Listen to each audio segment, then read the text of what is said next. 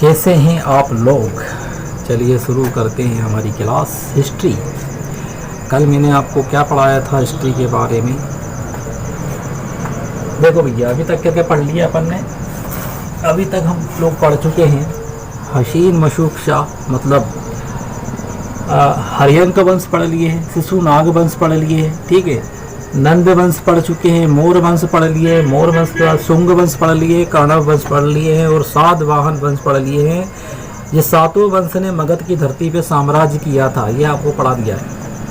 इसके बाद हमने ISP के भी पढ़ लिया है। ISP के इंडो ग्रीक को ही क्या कहते हैं, इंडो ग्रीक को क्या कहते हैं, इंडो ग्रीक को ही कहते हैं हिंद यूनानी, इनके बारे में पढ़ लिया है। शक शासक के बारे में पढ़ लिया है और पहलोद के बारे में भी पढ़ चुके हैं। पहलोद के बाद हमने कुषाण भी देख लिए थे। कुषाण में हमने क्या देखा था, कुषाण में हमने देखा था कुषाण के सामंत जो थे वो थे गुप्त वंश वाले, है ना। गुप्त वंश भी पढ़ लिया है। गुप्त वंश के बाद वर्धन वंश भी पढ़ लिया, जो उत्तर भारत में था। वर्धन वंश का था, ये सब उत्तर भारत में था। और दक्षिण भारत में कुषाण के ही सामंत यहाँ पर आए थे, दक्षिण भारत में आए थे। तो ये वाकाटक पढ़ चुके हैं। वाकाटक, संगम काल, चालुक्य, राष्ट्रकूट, पल्लव, चोल और पाल, इसमें से कुछ पढ़ चुके हैं और कुछ पढ़ना है, ठीक है। तो आज हम पढ़ेंगे क्या, राष्ट्रकूट वंश पढ़ लेते हैं और पाल वंश को पढ़ लेते हैं, ठीक है। देखिए भैया, ये है राष्ट्रकूट वंश। तो राष्ट्रकूट वंश के अंदर पहला जो शासक आएगा उसका नाम है दंती दुर्ग। कौन आएगा, दंती दुर्ग, राष्ट्रकूट वंश का शासक। और राष्ट्रकूट वंश से पहले कौन सा शासन था, तो चालुक्य जो थे, चालुक्यों का शासन था, ठीक है। चालुक्य वातापी का शासन था। तो चालुक्य वातापी में सबसे आखिरी राजा कौन था, तो कीर्तिवर्मन था। तो कीर्तिवर्मन को किसने मारा था, कीर्तिवर्मन को मारा था दंती दुर्ग ने, कीर्तिवर्मन को मार दिया था और राष्ट्रकूट वंश की स्थापना कर दी थी। राष्ट्रकूट वंश में दूसरा राजा आता है कृष्ण प्रथम। राष्ट्रकूट वंश में दूसरा राजा आएगा कृष्ण प्रथम, जिसने एलोरा में कैलाश मंदिर का निर्माण करवाया था। एलोरा में कैलाश मंदिर का निर्माण करवाया था। मतलब एक बहुत बड़ा पहाड़ लेते हैं और उस पहाड़ को काट पीट के एक मंदिर का निर्माण करा जाता है। ये कहाँ पर है, ये महाराष्ट्र में है, ठीक है। अब कृष्ण फर्स्ट के बाद आएगा ध्रुव। कौन आएगा भैया, ध्रुव। राष्ट्रकूट वंश का तीसरा शासक आएगा ध्रुव। इसने त्रिसंघर्ष जो हुआ था, त्रिपक्षीय संघर्ष जो हुआ था कन्नौज को जीतने के लिए, उसमें भाग लिया था।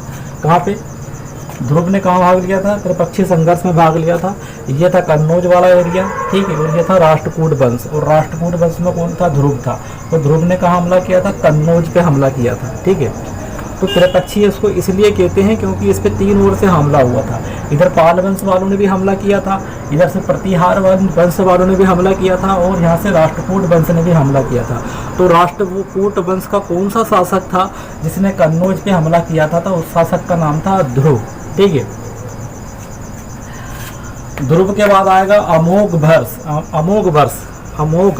वर्ष आएगा। ये बहुत ही विद्वान राजा था, बहुत पढ़ा लिखा राजा था और ये जैन धर्म को फॉलो करता था। अमोघ वर्ष के बाद आता है इंद्र तृतीय। कौन आएगा, इंद्र तृतीय भैया।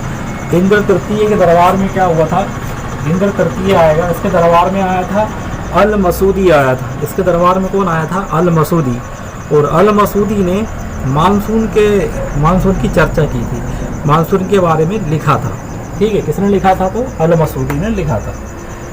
इंद्र तृतीय के बाद आएगा कृष्ण तृतीय। कौन आएगा, कृष्ण तृतीय आएगा। इंद्र तृतीय के बाद आएगा कृष्ण तृतीय। कृष्ण तृतीय आएगा तो इसका युद्ध कहाँ हुआ था भैया, चोल शासक था, उसके पारांतक से युद्ध हुआ था। कल के क्लास में मैंने आपको बताया था पारांतक का युद्ध हुआ था राष्ट्रकूट वंश से।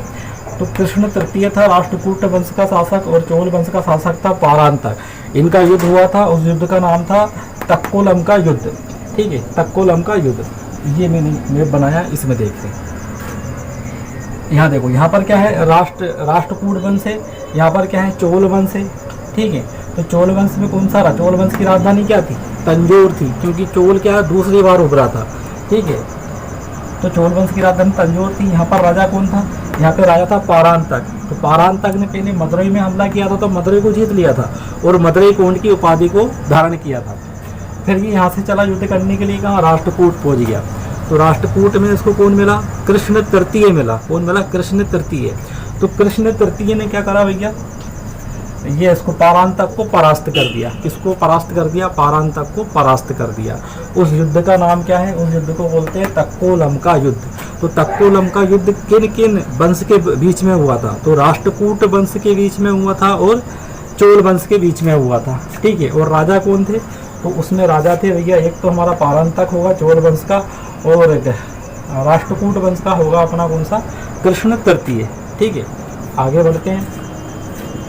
कृष्ण तृतीय में तीसरा की सातवां जो शासक आता है, ये थोड़ा सा कमजोर शासक रहता है, ये रहता है कर्क, राजा कर्क आता है। तो कर्क द्वितीय आता है, कर्क द्वितीय आता है। अच्छा, राष्ट्रकूट वंश जो है ये किसको परास्त करके बना था? तो ये चालुक्य वातापी को परास्त करके बना था। चालुक्य वातापी में जो लास्ट का राजा था कीर्तिवर्मन, उसको मार के राष्ट्रकूट वंश की स्थापना कर दी थी। मगर चालुक्य वंश पूरी तरीके से नाश तो नहीं हुआ था ना, बच गया था वो। उसको सामंत के रूप में जिंदगी बिता रहे थे और वो इंतजार कर रहे थे कि राष्ट्रकूट वंश जो है वो कब कमजोर पड़े। अब देखो भैया, अब कमजोर पड़ गया। यहाँ पर कौन सा राजा आया? कर्क राजा आया, कर्क द्वितीय। तो कर्क द्वितीय पे किसने हमला कर दिया? तो कर दिया तैलप द्वितीय ने। किसने कर दिया? तैलप द्वितीय ने। और कौन से वंश की स्थापना कर दी? तो चालुक्य कल्याणी वंश की स्थापना हो चुकी है, ठीक है। तो राष्ट्रकूट वंश पूरा क्लियर हो चुका है अपना। तो राष्ट्रकूट वंश के बाद कौन सा वंश आ चुका है? चालुक्य वंश आ चुका है। इसको हम बाद में देखेंगे। अब हम देखते हैं पाल वंश के बारे में। पाल वंश का जो है पहला शासक जो होगा गोपाल होगा, ठीक है। गोपाल ने एक विश्वविद्यालय बनवाया था, ओदंतपुरी विश्वविद्यालय। और गोपाल के बाद आएगा धर्मपाल। धर्मपाल ने कौन सा विश्वविद्यालय बनवाया था? विक्रमशिला विश्वविद्यालय का निर्माण करवाया था। और ये दोनों ही विश्वविद्यालयों के अंदर जो है व्रजयान शाखा की शिक्षा दी जाती थी, बौद्ध धर्म की शिक्षा इसमें दी जाती थी। धर्मपाल ने एक और काम किया था भैया, त्रिपक्षीय जो संघर्ष हुआ था उसमें भी इसने हिस्सा लिया था, ठीक है ना। तो यहाँ पर था पाल वंश और यहाँ पर था कन्नौज, ठीक है। तो पाल वंश वाला कन्नौज पे हमला करता था, त्रिपक्षीय हिस्सा लिया था। तो कौन सा राजा था? धर्मपाल ने हिस्सा लिया था इसके अंदर। तो ये हमेशा लात जूते खा के वापस आ जाता था, ठीक है। अब आते हैं तीसरा राजा, पाल वंश का तीसरा राजा कौन आएगा? देवपाल। देवपाल जो है भैया, इसके दरबार में अरब यात्री आया था जिसका नाम था सुलेमान, ठीक है।